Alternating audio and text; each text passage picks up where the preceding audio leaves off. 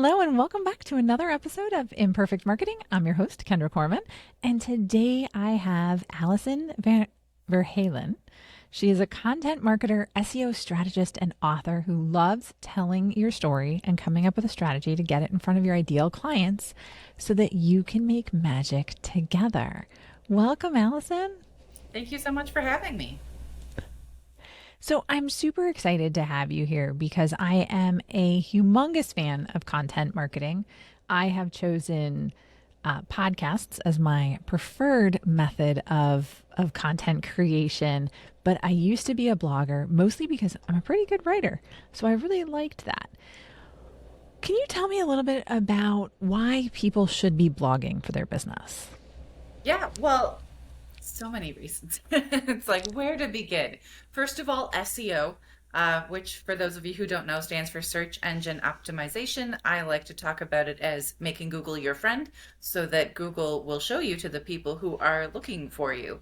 And Google looks at the content on your website, not just the keywords and everything, those are important too, but also how much content is there, how much of it is relevant to one thing versus another thing, as well as how up to date is it. Google assumes that the more recent content is more relevant because we live in a world that's constantly changing. And so, of course, the older stuff, it can be still relevant, but it is more likely that the newer stuff is going to be more relevant. So, from an SEO perspective, blogging is absolutely essential, as well as, the real life people who find your website. A lot of the time, they're going to go straight to your blog to figure out to make sure you actually know what you're talking about, as well as to get a little more information on what it is that you do, the value you provide to your clients, why they should want to work with you, especially if you're in a B2B industry or professional services. On average, people are going to go through, I think the average is like 5 to 7 pieces of content before making a buying decision, and they go straight to your blog for that. It's also a great way to educate your clients because we all get those people who think they know everything about what we do, and we have to sit them down and go, no, actually, that's not how it works. If they read your blog first, they're already educated and pre-qualified, so you don't have to deal with those conversations. And if you do have to deal with those conversations, you can say, actually, here's a whole article that I wrote about this. You can check that over on my blog. Here's the link. It makes it super quick and easy for both of you. So those are some of the biggest reasons people should be blogging for their businesses. I love them and I love the education reason. Again, yes, of course, SEO being found really important, but also being able to provide value for your audience. That ups the know, like, and trust factor because they're able to see what you have to share about it and you doing that with them in a free manner where they can help themselves digest the content and figure out where they want to go next. Absolutely. Yeah. And now you've set yourself up as the thought leader in the industry. So they come to you for advice and they're more likely to ask you questions about your job instead of telling you about your job because they have all these assumptions that they've gotten from elsewhere who only knows where that they got these ideas and assumptions that turn out to be completely false. So let me ask you a question. So I always tell people that there's really two schools of content of blog writing, really, is what I've told people in the past. And you're totally welcome to disagree with me because I'm totally good with that. One is the Brian Dean of Backlinko, and I think he's now SEMrush. But Brian Dean of creating really huge, long pieces that take time, not super frequent releases, but regular, we'll say quarterly, twice a year type things. But it's content that sets the bar for that topic, whatever that happens to be. And then there's the get out something every week. And again, it can be every other week type thing, but much more regular content that is maybe not quite as thorough as what Brian Dean has blogged about in the past through Backlinko. Yeah, What are your thoughts? I actually like a mix of those two approaches. I do think it's good to at least once in a while have, we call those the ultimate guide style posts that are, yeah, really long, really in depth, cover everything there is to cover. Yes, absolutely create those It is hard, if not impossible, to create those on a weekly or even bi-weekly basis. So I am a fan of sometimes you cover a topic that's a little bit shorter and you only go 500, 1,000 words on that one. I do think you need to be blogging at least once a month, preferably twice a month, just to again gain Google's trust, keep Google's trust, make sure that the people who come to your website are not like, what, they haven't blogged in however long in months, right? That doesn't do a lot to build credibility. So I do recommend blogging again at least once, preferably twice a month. But mix it up. Have some of those shorter posts, and then yeah, you do want some of those really long in-depth posts because again, Google loves those. And that is a great way to, again, establish yourself as a thought leader in your industry. Okay, thank you. So let's talk about the best blogging platform to use. What do you recommend? I love WordPress. It is certainly one of the only ones, if not the only one, where you actually own your content. Some of the others, like Wix and Squarespace, you don't actually own it. Like, yes, it's super easy, but you can't just. Okay, oh my gosh, I have to interrupt for a second. Okay, yes, listen closely, everybody. You do not own your content on Squarespace and Wix. You can't take it someplace else. Yes, you wrote it, so you get a copyright, all that fun stuff.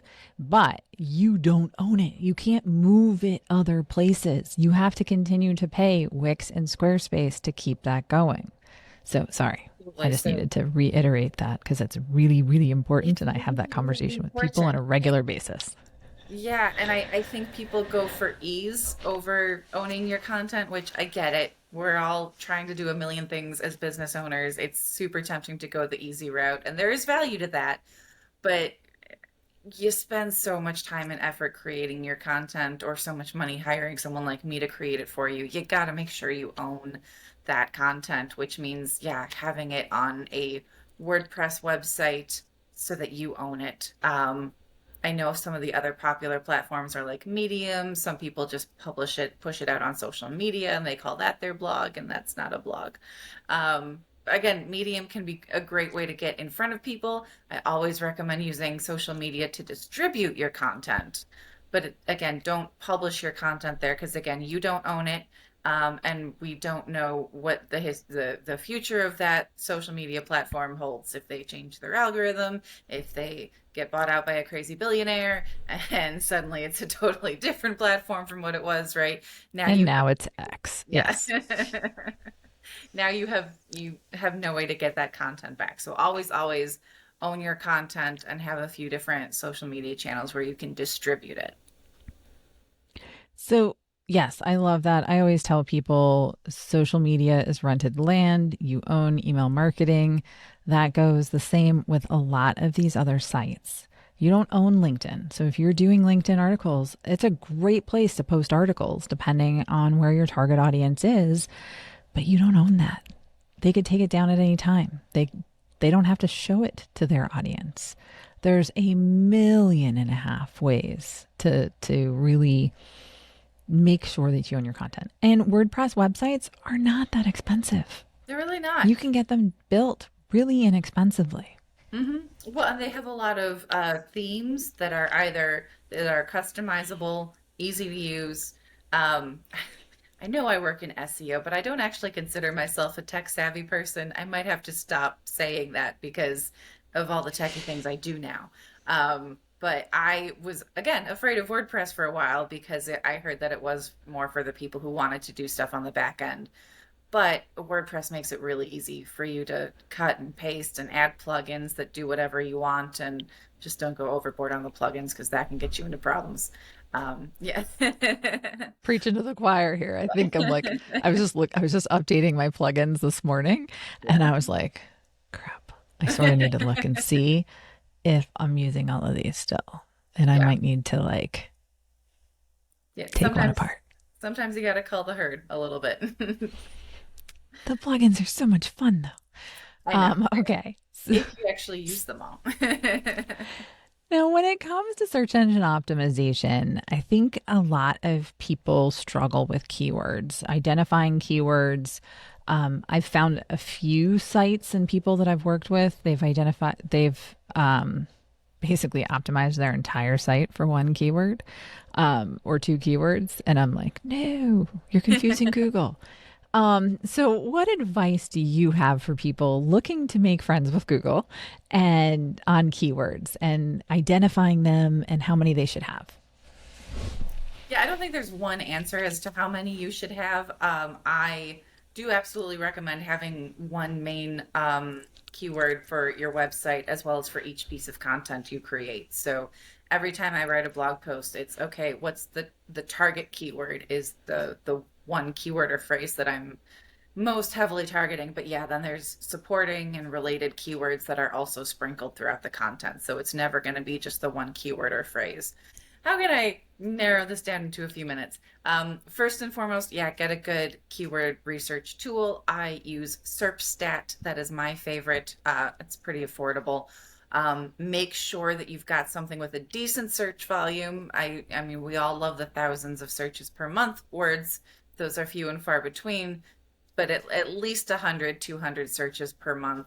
And again, when you get that number, that is an average search volume. So you might want to do a little more digging into, is this something that is more popular sometimes of the year than other times of the year? Does it make sense to write it now, or should I write this piece later? Or is it a trending topic? We were talking before we started recording about AI, right? No one was talking about AI a year. Well, not no one. A few people were talking about it a year ago. And then in November, it was like everyone was talking about AI all the time, right? So suddenly it's a huge topic that everyone is talking about. So how many people are searching for it changes, as well as how many people are already using that keyword is the other thing you have to look at. Sometimes you got to go for a little bit of a lower search volume in order to get a keyword that is not super competitive. Because if everyone else out there is already using that keyword, you don't have a chance of ranking. So you're better off going for something that has maybe has a lower search volume, but also is slightly less competitive. There's not as much content out there using that keyword. And then the other thing is long tail versus short tail keywords. Short tails are 1 to 2 word keywords or phrases. Once you get into the like 3 to 5 word long search terms, those are what we call long tail keywords. Those again tend to have a lower search volume, but A, they are less competitive, and B, people using those long tail search keywords are usually looking for something super specific. So it's usually later in the buyer journey. So they're going to be more likely to convert, which is another thing. Think about where people are in the buyer journey when they're using each keyword.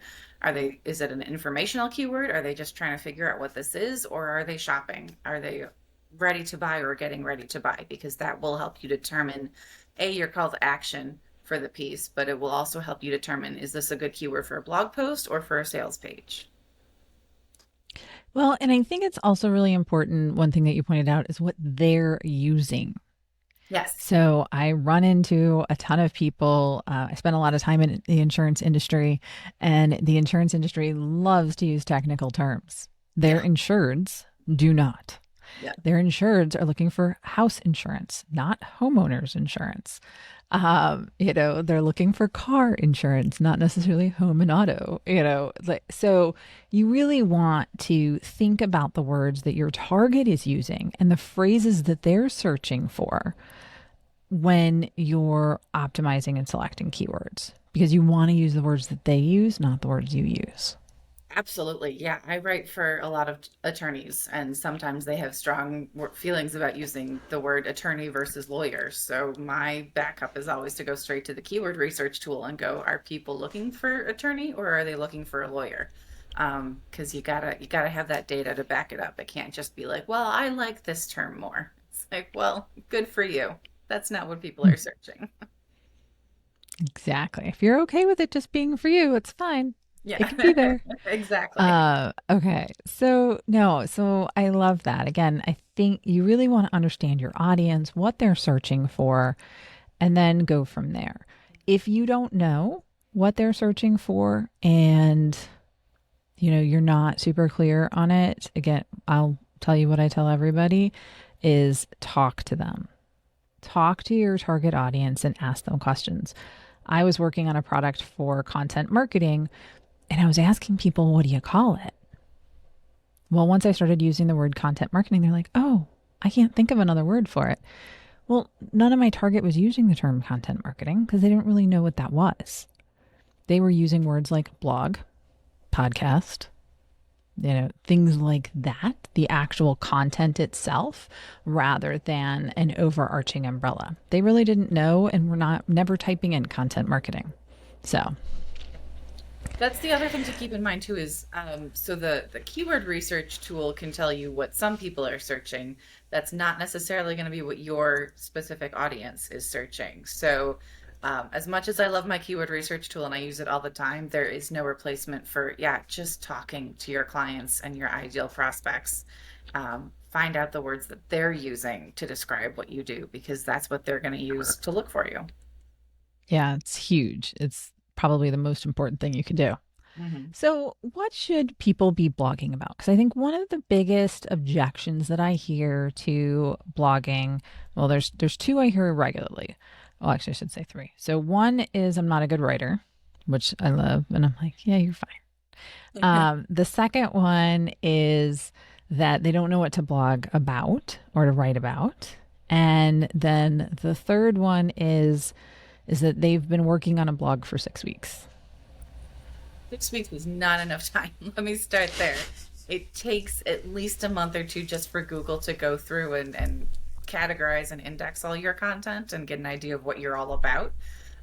So give it time, A, for Google to get an idea of what you're doing, as well as to build an audience. And again, yes, blogging is great. Don't use it by itself. Use it in conjunction with social media, with SEO best practices, with your email marketing. Build your email list so that you have a list of people who, again, every week, every other week, every month, however often it is, are regularly getting updates to your blog. So they're getting those updates, they're reading those blog posts. As far as not a good writer, yeah, I think, gosh, someone had a really great, I was talking to earlier this year, had a really great term about how we're all like, they expect you to write in a very specific way. And if you don't write in that way, you don't get a good grade. And that is, don't write an English essay for your blog posts. That's not what people want to read. Even English teachers don't want to read it. They just make you write it because they think they have to. So, first of all, chuck everything you learned in English class out the window about writing. People now want very conversational content. They want to make it sound like you're talking to them. So, talk to them. For people who say they hate writing, most of us can talk about what we do all day long. So talk about it. Have a podcast. Go on someone else's podcast. Have someone ask you some questions and talk about it. Take that audio file and transcribe it, and you're going to need to clean it up. Um, so yeah, clean it up, put it up on your blog as a blog post, and it's going to be great. Um, Not knowing what to blog about, I mean, we were just talking about knowing who your target audience is and what matters to them and what keywords they are using, what phrases they are using. So every part of your marketing should be centered on your ideal customer. What is it that they are looking for? What questions are they asking? How can you help them? Your content, first and foremost, needs to provide value and to help them so that, again, that's how you're going to position yourself as a thought leader in your industry and build that trust and that credibility so that when they are ready to buy, they'll know to buy from you because you helped them. I think I Yeah, answered. value is at the core of all of it, right? You Yes. want to be providing value. So, and then I usually tell people to start with questions. What are questions that people are asking you? What are your clients asking you? What do you wish your clients were asking you? Start there and answer those questions. I mean, there's an unending list of questions that you're probably asked on a daily basis. Start with those. So let's talk about, this is one of my favorite parts about it, is the blog post goes live. All of our hard work is there and it is now on the internet for everybody to find. Now what do we do? Distribute it. Because again, publishing it is not the end. I know it's a lot of work to write and create and publish that blog post, and people go, "Ta-da, I'm done." You're not done. Again, Google will eventually categorize it and scan it and figure out what it's all about and hopefully give you a boost there. But help Google help you. And you can do that by, yeah, putting it out on social media, doing all the social media things. I'm not really a social media strategist, so talk to someone who is for that aspect of your marketing. I like to say I know just enough about social media to be dangerous. But yeah, put it out on social media, let people know that it exists, put it out in your newsletter, do all the things you need to do to build your email list so that people are actually getting it. Yeah, put it out into the world. It is not enough to just, and again, share it in real conversations. If you're emailing prospects back and forth and they don't understand something or they have objections, if you've got that blog post in your back pocket, you can say, "Oh, actually, I wrote something about this, so you might want to go check that out. That's over here." Which is the other great thing about having those, again, owning that content. You never know when a social media platform or medium is going to delete your content just because they feel like it, or because they thought that you did something that you didn't do, or you broke the rules without realizing it, right? You have no Or control. someone hacked into your profile and broke the rules That for too. you. Yeah, yeah, and then we can talk about keeping your website safe too. That's a whole other conversation. But yeah, if it's on your blog, it's super easy to find. So, and use again and again and again. So don't be afraid And to I flip. love that. One of the things I really like about that, and I'll use it to liken to podcasts, is I know a lot of podcast people that have playlists. Hmm? You can basically create a blog playlist, for lack of a better term for it, right? A list of blogs that are relevant to a certain topic. You can drive people to category pages. You can really let them get as in depth on a topic as they want. And you can leverage it in your, you can do a year in review, your top five blogs on this, or, hey, getting ready for 2024 planning. Check out my blogs on how to get ready for the new year, or whatever it happens to be. You can actually give them links to more than one at a time so that they can dive deeper too. And Absolutely. having deep content really helps you with Google too, right? Yes. And you mentioned categories. You can also have categories on your blog so that people who are looking for something, maybe not super specific, but they know the general category they're looking for, having that category and making it super easy to find that on your blog makes it helps again that Google likes that too. So that's going to boost your SEO, and it's also going to make it easier for people who are on your website to navigate it and get the information they want. Fantastic.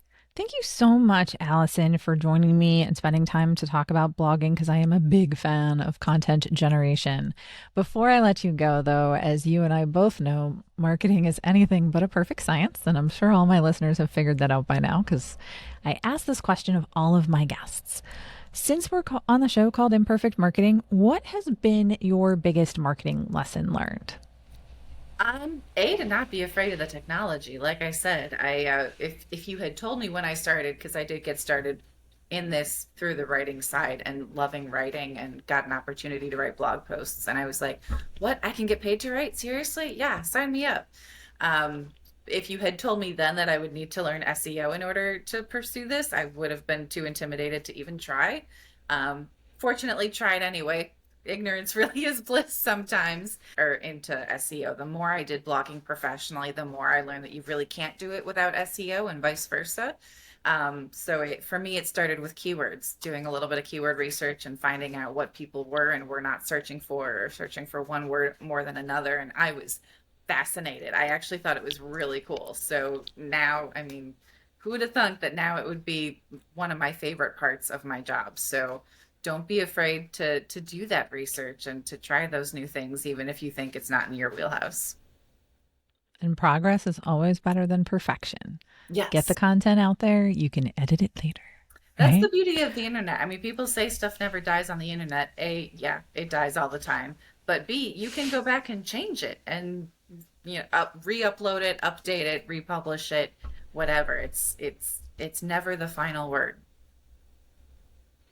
Well, thank you again so much for your time, Allison. I appreciate all that you shared about blogging.